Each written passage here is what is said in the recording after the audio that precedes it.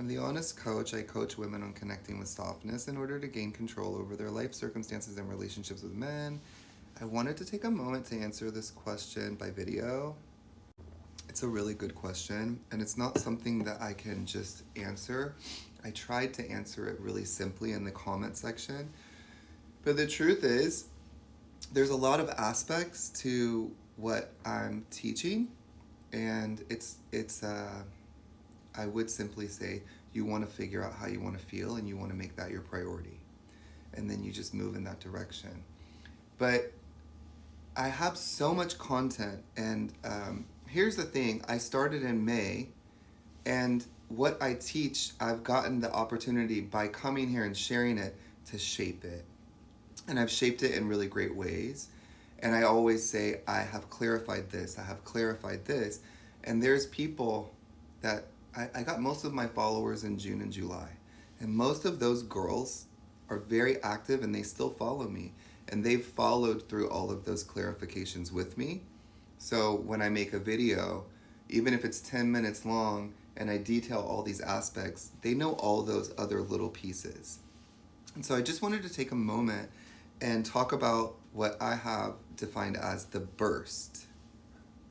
So the issue is you abandon yourself. It was learned in childhood. So what happens is you meet a guy, you're magnetically attracted, and you have all your boundaries up because that's the protection that you wear in the world. And he love bombs you because you have no interest in him. So he's very comfortable.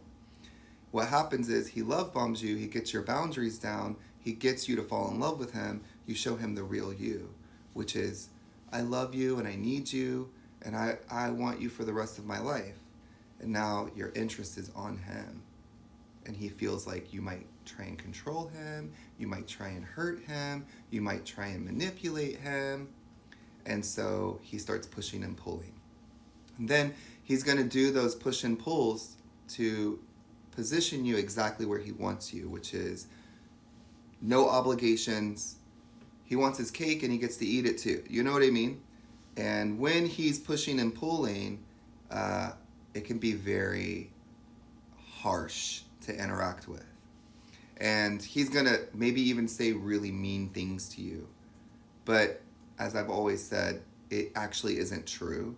It's just the interest, it's the closeness. And the moment that you put all of your attention back on yourself, say, I'm not interested anymore, no thank you, I'm good. I'm over here, I'm doing me, I'm good. I'm actually going on another date tonight.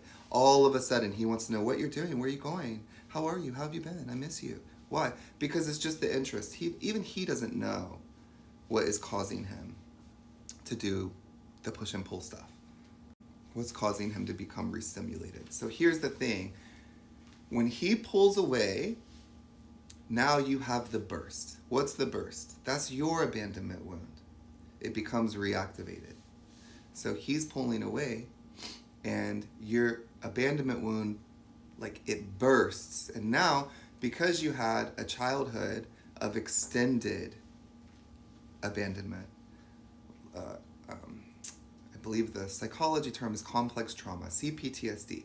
Because you experienced years and years and years of a relationship with a caregiver that systematically abandoned, annihilated, gaslit, ganged up on you, set up situations for you to fail and suffer and lose and experience pain. Because that was your experience as a child. When he pulls away, your abandonment wound becomes activated and there's this burst. So when I say the burst, it can have 100 aspects. Think of a firework. It could have more than 100 aspects. It's memories. In the moment that he pulls away, your attention goes into all these areas where you didn't survive. And in order to survive, you split off from those parts of yourself and you served the caregiver. Your caregiver could only see themselves. You have two lenses. I want, I feel, I need. You want, you feel, you need. You're supposed to have both. I see me, and I see that you are outside of me. You see you, and you see that I am outside of you. And then we have a relationship together. Your relationship was enmeshed. Your caregiver only saw themselves and they saw you as an extension of themselves. So when you had your own needs, they were villainized. You were gaslit. You were fundamentally flawed. You were reduced. They needed to get control over you so that you can be the extension of themselves that they need you to be.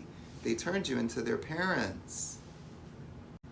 So you split off from all of these parts of yourself and you feel you need focused. So now you don't see yourself anymore. And that's the only problem. The only problem is that the only problem is that you're abandoning yourself. You were conditioned to abandon yourself and to serve.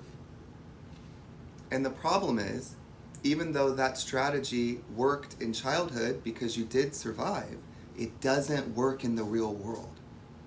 It doesn't work now that you're an adult.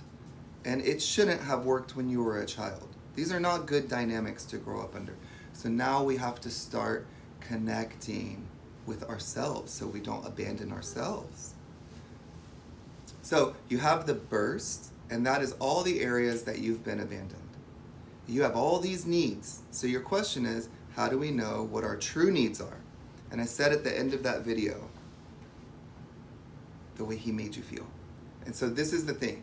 I always use this as an example. He pulls away, you have the burst, and you're panicking. If he came back tomorrow and said, I'm so sorry, I'll never do it again. You're my world. I love you. Let's be together. All of those problems that are getting your attention, they go back away. They surrender. They go away. They're deactivated. That's the word I'm looking for. They deactivate. So they can't be real needs. They're memories. They're not present moment. You're an adult. You can take care of yourself. You know, you can get a job. You can pay your bills. You can build your credit. You can get your own apartment. You can live life by your own terms. You can tell a guy when he's not treating you the way you want to be treated to F off. You can go date another guy.